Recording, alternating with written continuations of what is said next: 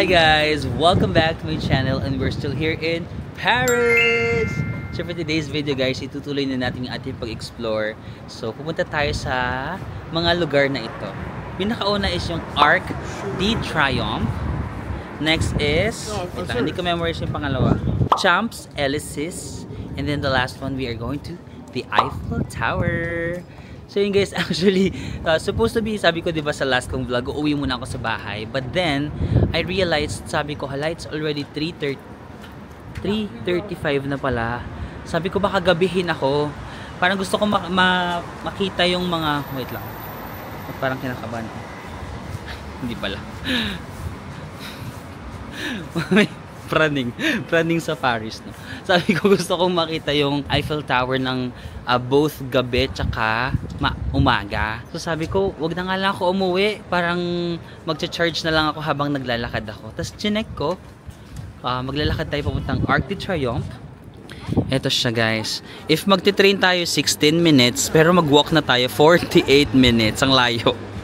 But then sabi ko, okay, I will take this opportunity. Habang naglalakad ako, i-charge ko muna itong camera ko, no? So, hindi ko muna ipapakita. Hindi ko muna kayo isasama habang maglalakad ako, guys. Kasi palobat na itong camera ko. I-charge ko muna siya habang naglalakad ako. And then, later i-charge ko rin yung phone ko, no? Buti na lang meron akong power bank para tuloy-tuloy na unproductive tayo. Actually, nagtataka ako, hindi ako napapagod.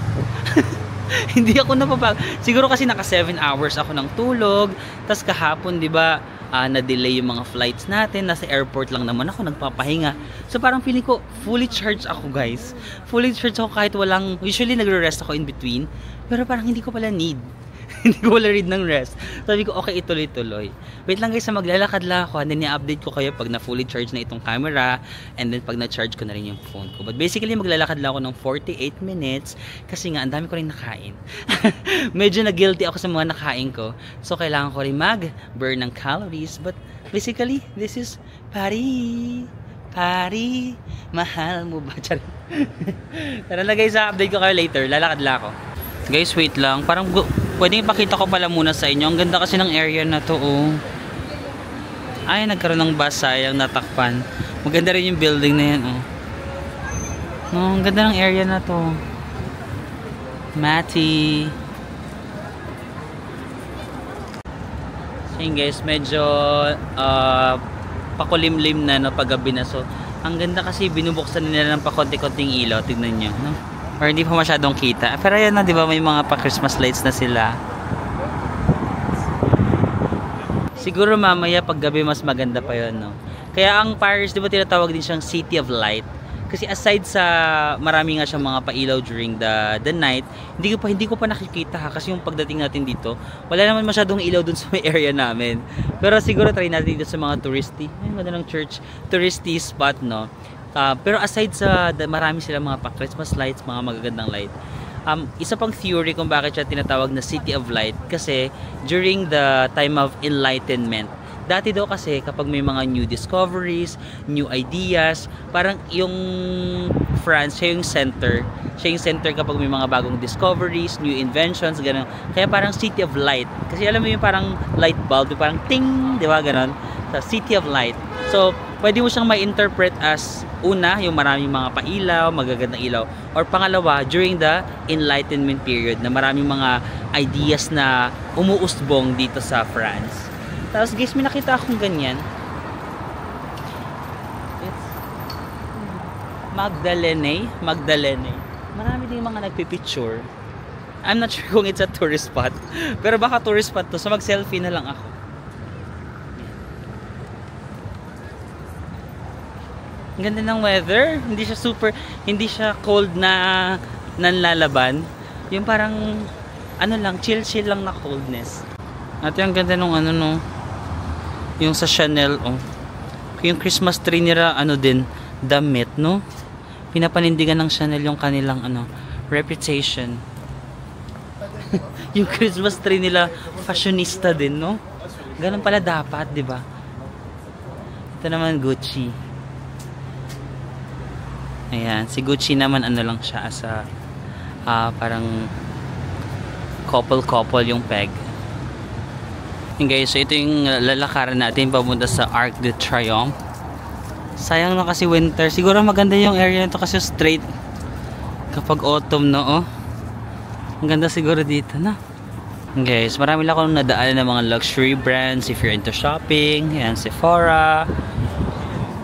For sure, you will love France. Ay, may Zara. Gusto niyo ba mag-Zara tayo? Sige guys, pasok tayo sa Zara. Try lang natin slide ng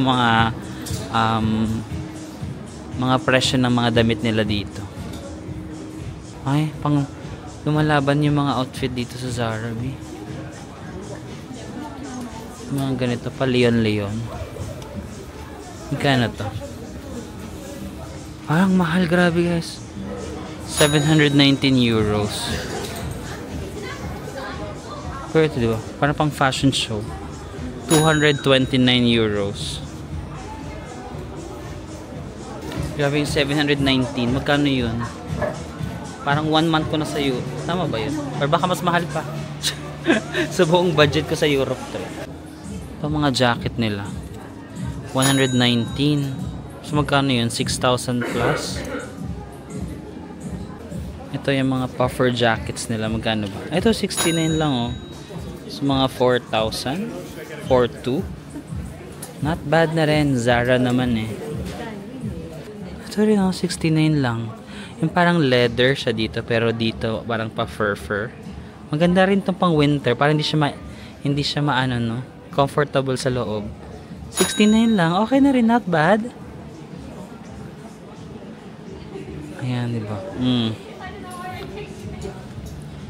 Paris fashion. Ayan, ganyan yung mga damit nila dito sa Paris. Ito 39 lang, oh. 39 euros. Ay, ito yung pangarap ko eh. No, magkano siya dito? 139 US dollar or 89 euro. Ano yung UK pound? Pound. Ba't naka-pound eh? Dapat euro, di ba? Pero yun guys. Yan. Magkano to?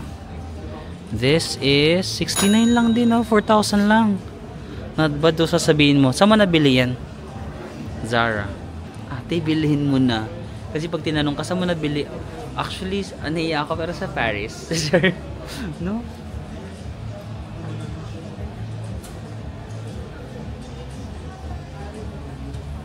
Or ito na lang. Maganda rin ito. No? Nakaya mag-vlog dito kasi mga tao parang bumibili talaga sila. Tapos ako nag-video lang. Try natin yung mga maganito. Parang madumi. Ginamit na. Second hand. 149 euros guys. Ito mga normal lang na jacket. Hindi pa ito pang winter, pang autumn. Ayan. 45 euros.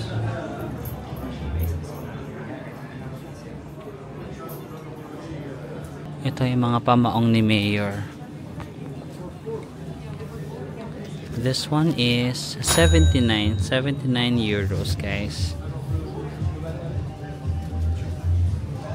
Pakimine na lang. What if kayo nag-live selling ka tapos nasa Paris, no? Ano guys, imamine nyo ba to? Para bilhin ko, tapos yung bagahe bayaran nyo na lang ako ng, di ba, parang gana. Tumitingin sa akin, nakakaya. Parang pag tinitignan ka nila na, ginagawa mo. Mga bumibili din ng mga nanlalaban din eh, sila Harry Potter. Charing. Ito yung mga plain lang na ganito. Maganda rin to, cute. Magkano ba yung ganito? 39 lang, oh, mga 2,400 pesos. Ah, ito yung mga bago. Ah, 29 lang. 1.8, ang mura lang. Tapos sasabihin mo na sa Paris mo nabili, no? Gusto kong mabili ng perfume guys. May nakita akong bango. Yung black na perfume nila. Tapos 25 euros lang. Magkano ba yun? 1,500 pesos. Gusto ko na nga magbawas ng bagay kasi puputok na yung bag ko eh. Guys, ang bango talaga nung nakita kong perfume na black sa Zara. Parang iba yung mga pabango nila dito kaysa sa Zara Philippines. Kasi ayoko kasi bumili na kung ano-ano muna. Kasi ang tagal ko pa magta-travel at ang hirap mag-travel kapag mabigat yung dala-dala mo guys. I swear. Ang hirap ng malaki yung luggage. And then nga pala, may imimit talaga sana akong friend ngayon, si Jibril. Kilala nyo kaya si Jibril? Hindi niya yata siya kilala. Pero nasama ko siya sa vlog sa Tokyo. Na-meet ko siya sa Tokyo. Pero sobrang saglit na lang exposure niya. Mga 10 seconds lang yung exposure niya yata. Pero nagkausap pa kasi kami like off the vlog, off cam. Tapos naging Instagram friends kami. Tapos alam niya kasi na nandito ako. Tapos dapat magkikita kami. Kaso sinabi ko sa kanya na I think hindi na ako, wala na akong time. Sabi ko, oh, camera? Good camera. Yeah, good camera. Camera. Yeah, thank you so much. Thank you. So yun guys, ito yung friend ko si Jibril. Tapos sabi ko na, hey my friend, hindi yata ako makakasabi niya, oh, okay, no problem next time. Enjoy Paris, my friend. Sabi ko sa kanya na, hey Jibril, nandito na ako sa Paris. Pero I think hindi na ako makakapagkita sa'yo kasi na-delay yung train ko. Tapos sobrang limited na talaga ng time ko ngayon. Sabi ko next time na lang kayo magkita ni Jibril. Pero mabait to. Sobrang bait nito. Tapos lagi siya nagtatanong sa akin about, kasi parang balak niya mag-vlog very soon. Sabi ko, go, ask ka lang kung anong mga gusto mong i-ask sa akin. Ito siya, pakita ko sa inyo. Oh, mukha lang siyang mukha lang sasapakin ka, pero mabait yan si Jibril. Ano, parang siya nagta-taekwondo, gaganyan, nagma-martial arts, ganyan. Pero mabait yan, si Jibril.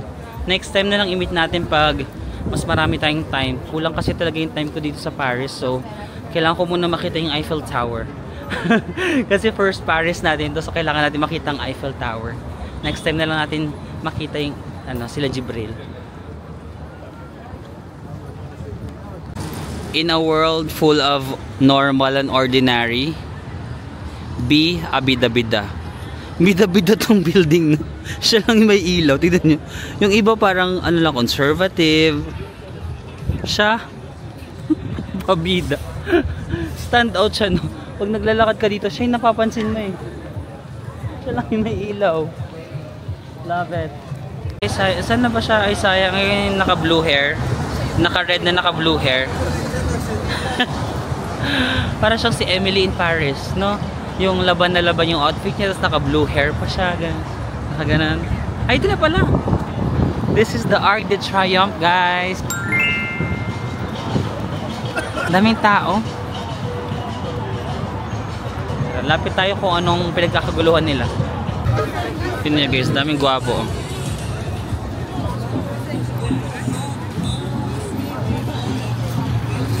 Ayan na siya guys, Arc de Triomphe.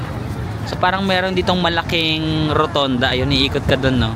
Sabi nila mahirap daw tumawid dito eh. Pero nakikita-kita ko lang to sa mga vlogs dati. Even dati may mga pinapanood ako ng mga Korean vloggers, yung mga international vloggers. So nakikita ko pumunta sila dito sa Arc de Triomphe. Tapos nagpipicture sila dun. Paano nila nagawa mag-picture, no? So itong Arc de Triomphe pala, wait lang nga, paano na nga ba to? May mga nabasa ako dito before eh. Parang ginawa to para i-honor yung mga French soldiers, yung mga military who fought during the war, no? So alam ko nga parang meron daw binary na anonymous soldier sa gitna, hindi ba itong may arko. Tapos sa gitna daw dyan merong inilibing na anonymous soldier.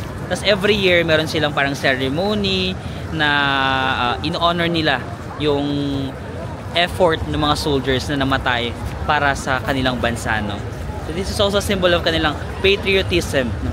Kanilang pagmamahal sa bansa. And then ito daw is na-request ni Napoleon Bonaparte. Hindi ko siya kilala, pero naririnig-rinig ko lang siya nung elementary ako, high school. Di ba may ganun? Napoleon Bonaparte. So siya daw yung nag-request na itayo natin ito para sa mga soldiers, pero unfortunately hindi niya nakita. So he commissioned this, pero he didn't see it.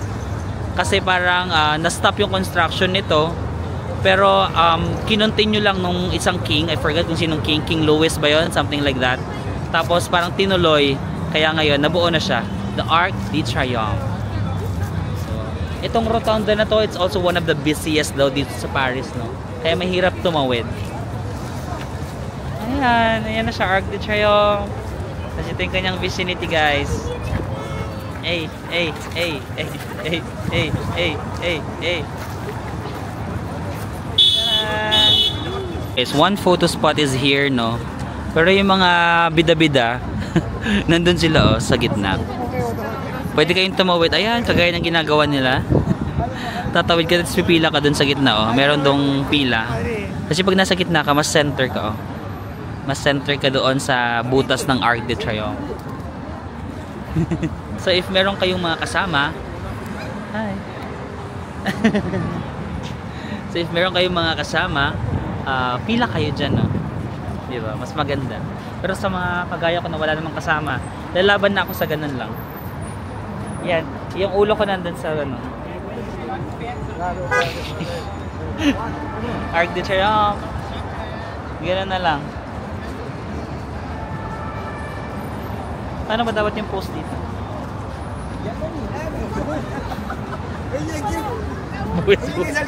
Ang hirap mag-isa, ate. Ang hirap. Ang hirap. City of Love. Where's the love? City of Love. Kailangan ko makahanap ng love tonight. Para hindi na ako yung nagaganong-ganong, nakakahiya naman sa mga tao. So guys, yung Champs Elysees, yun yung next ko sa itinerary. Yung dinaanan ko Mapuno, yun na pala yun.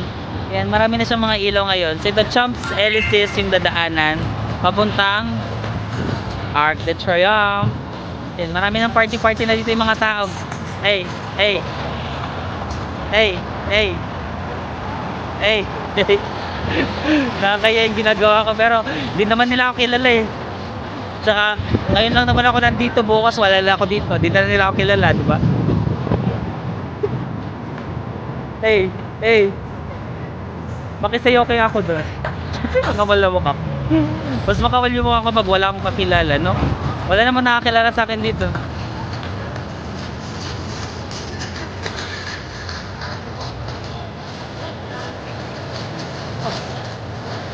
Walang daw. Hey, hey, hey, party. Ayun guys, makulay na. Itong may bida-bida na ano, na building. Ito na pala yung Champs Elysees. Kasi yung gumabi na.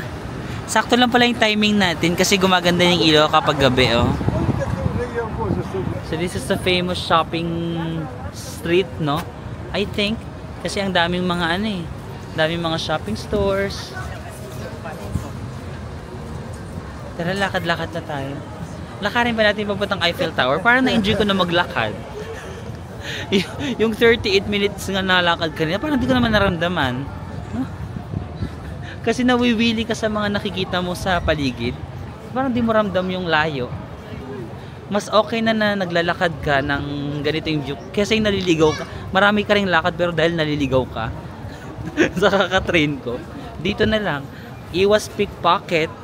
Kasi sa train marami nagsisiksik, di ba? Pickpocket. Pero siyempre meron din dito. Pero I think mas... Or parang feeling ko nakakatulong yung pagbo-vlog ko. Kasi pag may camera ako, siyempre walang lalapit sa likod ko kasi makikita ko sila. So natatakot silang lumapit. Sorry. Yung palang advantage, no? Yung advantage, hindi nila ako nakikita. Ayaw nila makita sa camera kaya walang lumalapit. Sorry. Ayan guys, may McDo din naman dito. Pero hindi ko pa na-try yung hindi ko na-try yung McDo sa Paris. Natakot ako, bigla kong inano yung camera, close ko. Kasi may biglang lalaki na tumakbo na mabilis sa harap ko. Akala ko hablutin niya. Nag-aaway pala siya tsaka nung isa pang lalaki.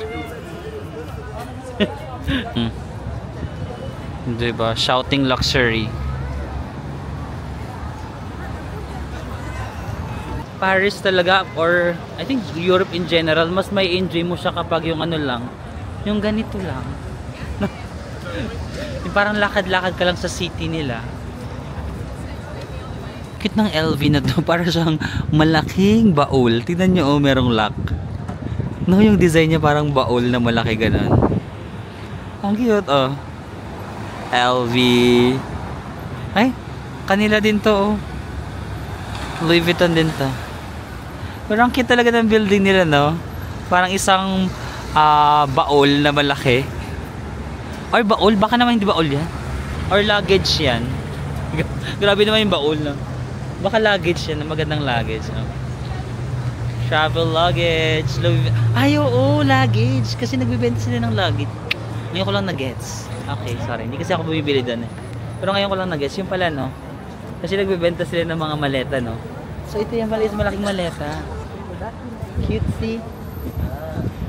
Cutesy din yung Paris. I'm not sure bakit maraming hindi masyadong type yung Paris, no? Probably isa rin sa mga reason dahil sa mga siguro negative experiences nila regarding pickpocketing.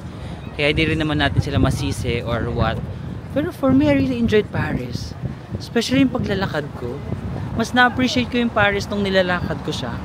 More than the tourist attraction. Ayoko, hindi ko naman sinasabi na wag niyong puntahan yung mga tourist attractions. Puntahan niyo pa rin. Pero for me, mas na-enjoy ko yung mga hindi tourist attractions. Yung paglalakad lang talaga sa mga ganito. No? Yun yung mas na-enjoy kong aspeto ng aking trip. Okay, guys, so for our next stop, we are going to the star of the show sa every Paris trip, the Eiffel Tower. So lalakarin na lang natin, no? Based kay Google, 26-minute walk siya.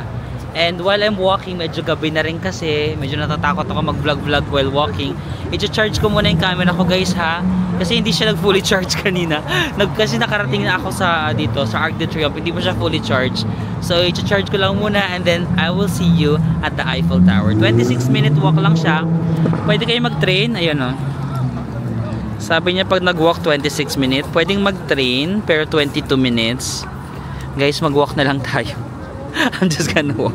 But again, hindi ko naman kayo pinipilit kung hindi talaga kaya mag-walk or kung pagod na kayo. You can always take the train. But ako kasi na-enjoy ko talaga siya, so I'm just gonna walk. Okay, I'll see you later at the Eiffel Tower. May mga sports car dito, guys. So pwede mong i-drive. Oh, drive me. Diba nasa kalsada lang. May isa pa dito. Ayan, oh. Pwede nyong i-drive. Let's go. Magda-drive si Daddy. Ayun si Daddy. I-drive yung mga anak niya. Love it! Mga Nipo babies. Mga pinanganak sa yaman. Mga 2 years old pa lang nakakasakay na ng sports car. Pagda-drive na ng daddy nila. Tapos pag nagustuhan ng daddy nila, okay, do you want me to buy that? Tapos sabihin nila, yes, Daddy. We want a new Ferrari. Nagtumingin sa akin nung nag-baby talk ako. Pangit ba? Ulit nga. Yes, Daddy. Or paano pag lalaki? Yes, Daddy. We want a new Ferrari.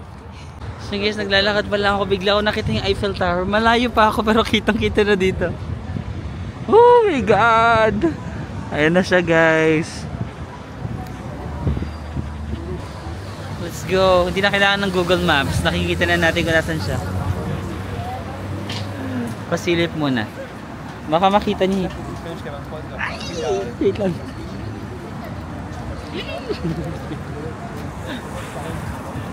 And guys, malapit na tayo sa Eiffel Tower. Pero wala pa tayo dun sa pinaka ano niya, no? May river pa dito. Ito pa rin yung Seine River, no? Try lang natin yan, no? Ay, ganun natin. Ay, ang layo. Saan ba siya? Ay, lumalayo ako, gumaganon ako. Dapat pala yung camera angle yung ina-adjust ko. Ayan.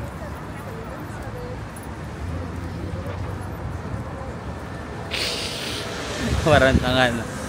So yun, guys. Eiffel Tower, guys, named after yung gumawa niya, no? Si Gustave Eiffel. Pero alam niyo ba, guys, may nabasa ko na hindi daw talaga si Gustave Eiffel yung gumawa nito. It was named after him kasi he owns the engineering company. Siya yung may-ari ng company nung nag-construct nito. But actually, it's actually 2 other engineers yung gumawa nito. And then, meron silang hinire pa na isang architect para i-design ito. So, Gustave Eiffel, siya lang yung ano, siya lang yung may-ari. Ano lang siya, yaman lang. So, siya yung may-ari, kaya it was named after him. Tapos, marami daw mga protests before na parang nagpo-protest sila na wag itayo yung structure na yan kasi parang ewan naman yan, di ba? Para makakasira daw siya sa beauty ng structure na meron ng Paris. Kasi kita nyo naman, di ba, ang ganda ng structure. Tapos sabi nila, nagpo-protest sila, wag ituloy yung construction yan kasi yan maganda.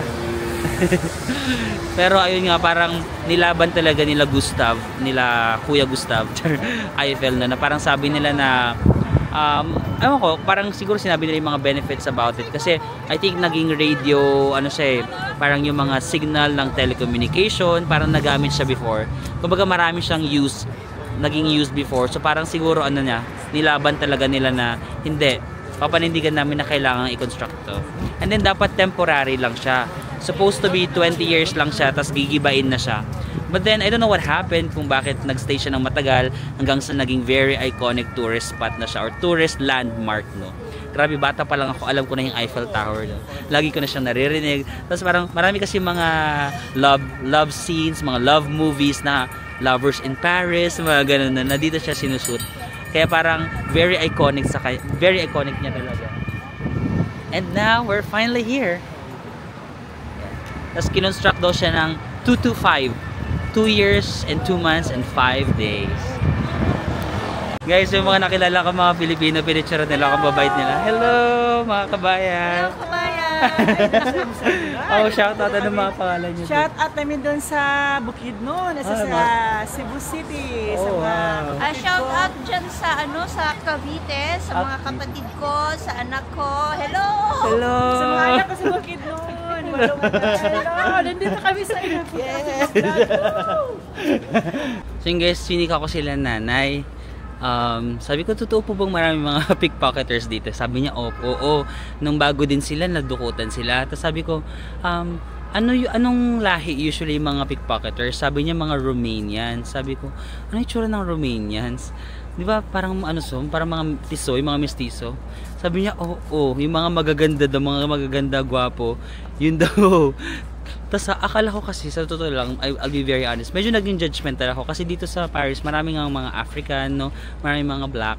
And syempre, hindi ako masyadong exposed sa ganung ethnicity, parang ganun. So parang, pag marami ako nakikitang black, parang sabi ko, shucks, baka may gagawin silang masama.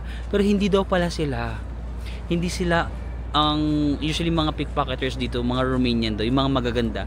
Tapos meron silang bag daw usually, malalaki yung bag nila. Tapos for example, ito may bag sila sa harap na malaki. Tapos yun yung ginagamit nilang pang cover, 'di ba? Dudukutan kanila, tapos itatakip nila yung bag nila para hindi mo makita na nandudukot na pala sila sa bag mo. So yun lang bear in mind guys, mga ganun daw yung nandudukot, mga gwapo or maganda. And just like that, we have made it to the Eiffel Tower, guys. Woo! Oh my God. Sabi kanila mas maganda daw yung Eiffel Tower sa gabi kasi nga may ilaw. Actually, kanina may light show. May light show kanina. Habang naglalakad ako papunta dito. Di ba at least once in your life, nakita mo yung Eiffel Tower. Like bata pa lang ako, naririnig ko na to, nakikita ko na to. And ngayon, I'm here. The Eiffel Tower. Ganun. Nasaan na yung tok-tok? Hirap. Actually, merong mga tickets para makaakyat ka doon sa taas.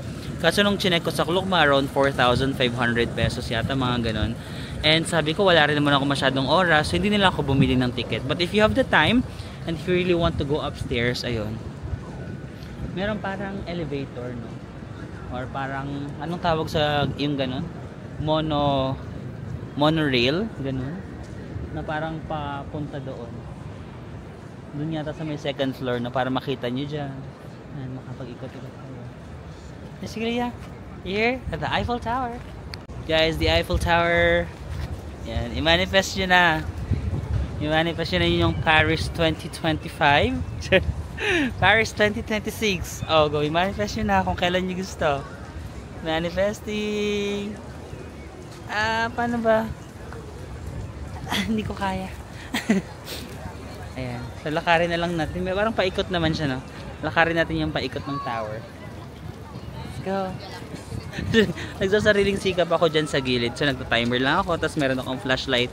Tapos, edi nagganan na ako. Tapos, sabi ng mga dumadaan, got a good one? Sabi ko, yes. Dapat pala nagpatulong na lang ako.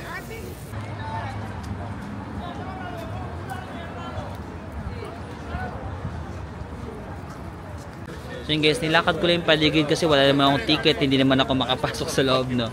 Pero kahit naman dito pa lang sa labas, ayun oh. Kita mo naman eh. Maganda yung angle nito kasi merong ganitong kulay ng puno. So ayan, ganyan siya. Manis. Eiffel Tower. DIY version.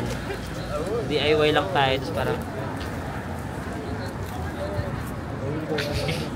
kuya naman, tinakpan naman. Sure.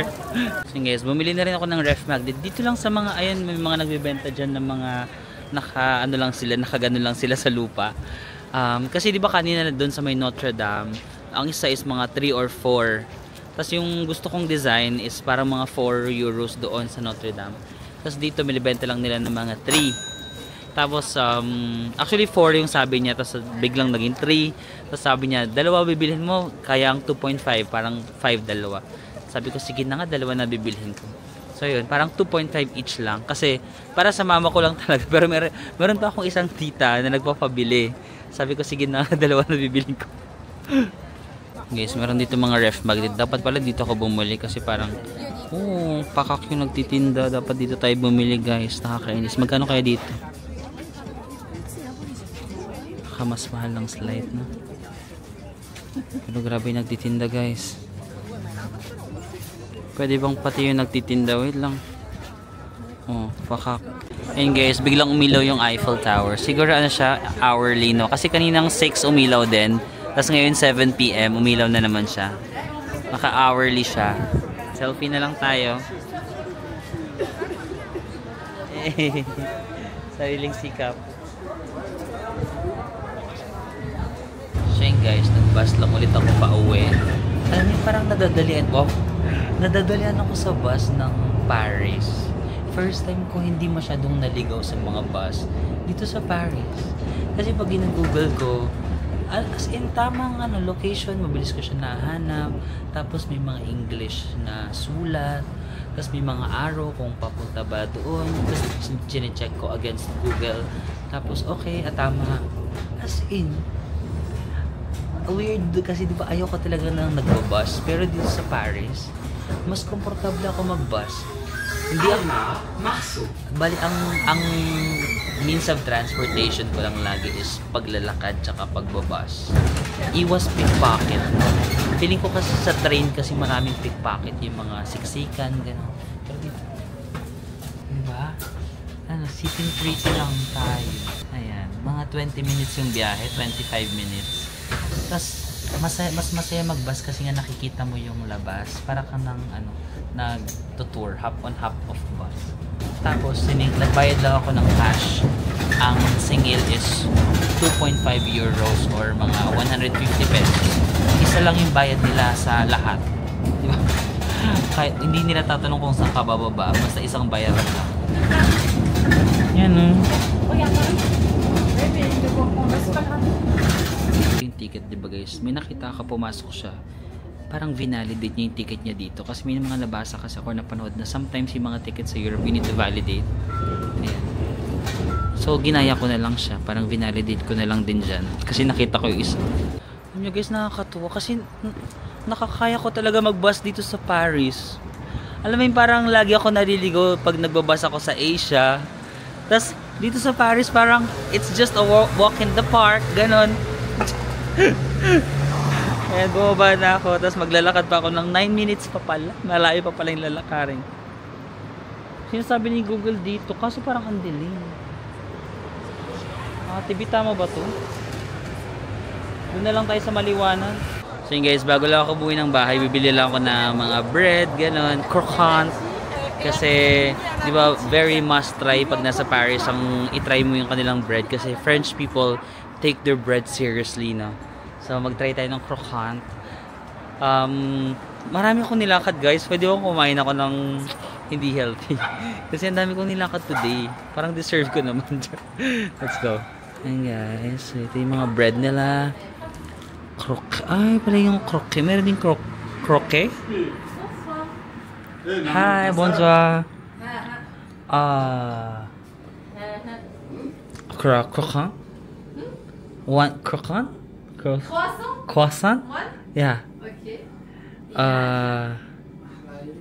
What's your best seller? Wow. The Oh, okay. Wait.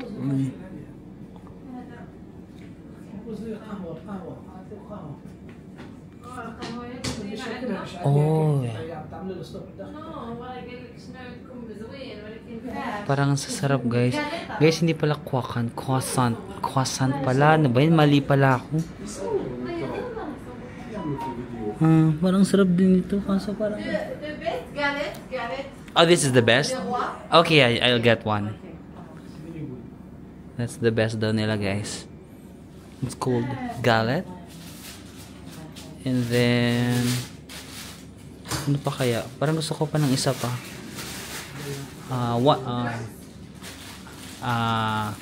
Cappuccino, chocolate. Chocolate. Chocolate, yeah. Okay guys, ano ba yan? Hindi pala croissant. Parang nagmamagaling pa naman ako sa croissant. Croissant pala. Croissant. Oh my gosh.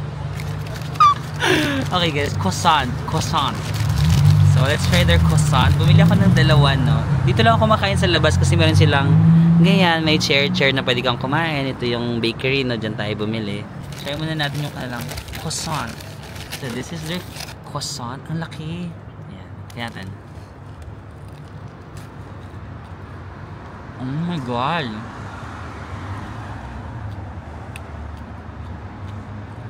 Very, very simple. Pero alam mong flavorful, no? Ano yun? May flavor itself na yun. Parang simple lang siya. Pero even though simple lang siya, ano na talaga, malinam na.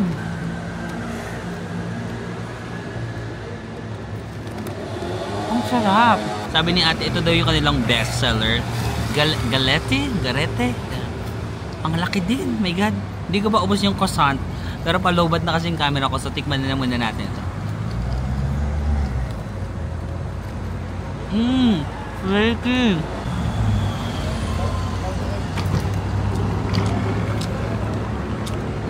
Oh my God. Flaky. Merong parang sweet na... Ano ba ito?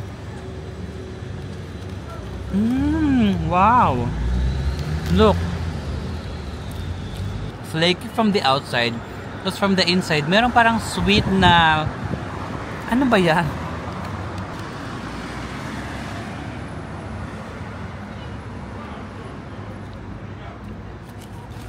Oh my gosh. Pero nagulat talaga ako sa croissant nila.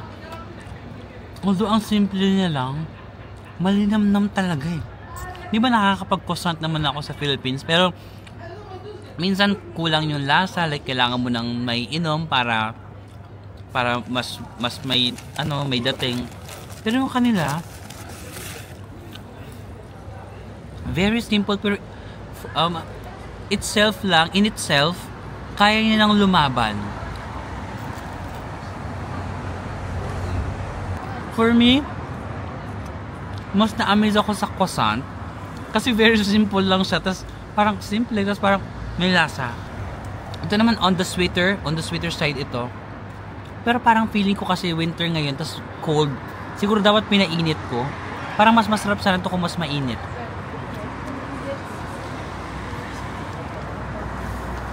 Oh my God. Tsaka hindi siya super sweet, no? Hindi overpowering sweetness niya. My God. Bumili ako ng hot choco.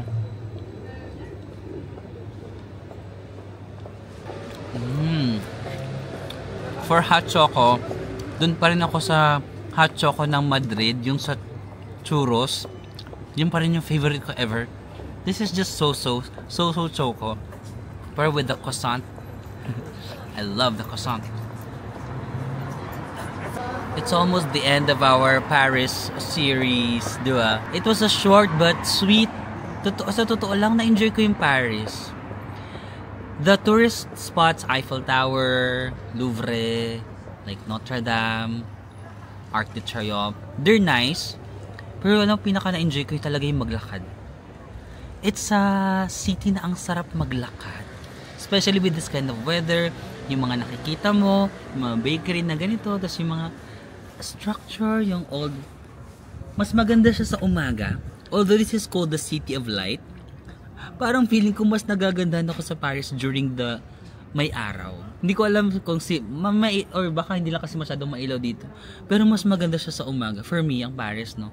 Kaya pagkadating ko dito, kung napapansin nyo, pagkadating ko dito gabi, parang wala masyadong wow factor sa akin. Kasi sabi ko, ano ba yan? Parang wala naman masyado kasi madilim.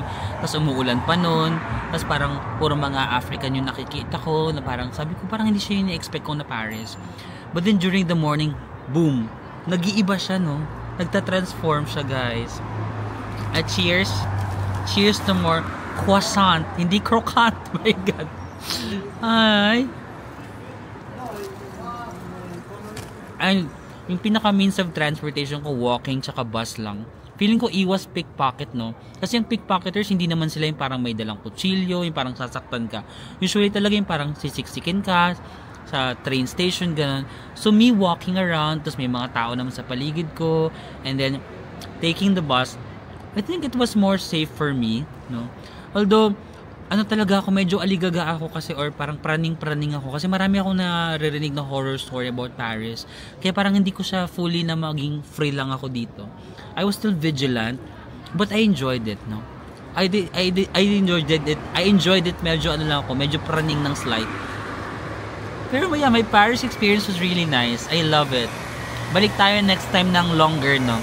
Ayan, so I think I have to end my vlog na kasi palo, but 4% na lang yung camera ko. So kailangan ko na mag-outro, guys. Maraming salamat sa pagsama sa akin dito sa Paris. I hope that next time, kayo naman yung ma-experience nyo naman yung ganda, yung charm na meron yung Paris. At ang sarap ng croissant nila. Hopefully, matry nyo yan, no? And susunod na bansa na bibisitahin natin, meron kayong idea? Yes, tama yung idea nyo. Bukas, we are traveling to Switzerland! Oh my gosh, my dream country. So yan, I'm very excited about Switzerland. Kaya, don't worry, I will share everything sa inyo, guys. Isasama ko kayo every step of the way dito sa Europe trip natin. So maraming salamat. And I'll see you again on the next one. Bye-bye, Paris!